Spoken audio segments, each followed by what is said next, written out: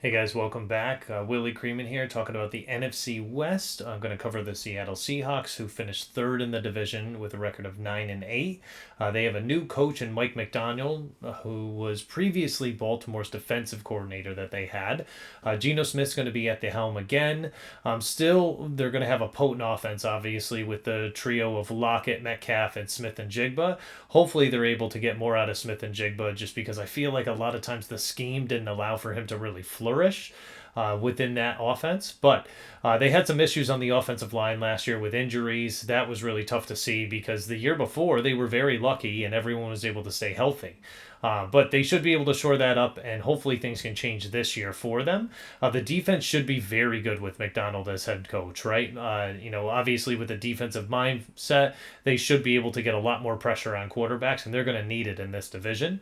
Their biggest free agent addition that they had was Leonard Williams. Listen, they spent a lot to get him, but they needed to re-sign him because it would have kind of been pointless for them to trade for him if they weren't going to figure out a way to rework a deal with him and be able to keep him in house.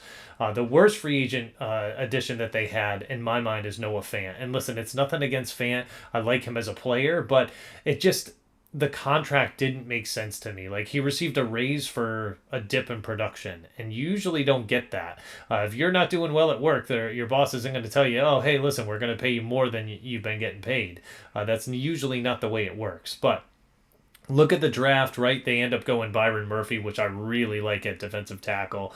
I was shocked he was still there, but I really, really liked him being there. And he's just going to be a difference maker for this team, especially up front. He can rush the passer too, but he's really good against the run. I also was really liked them drafting Haynes at guard out of UConn. I think that's really good and much needed for this offensive line. I think he could see some time at guard this season.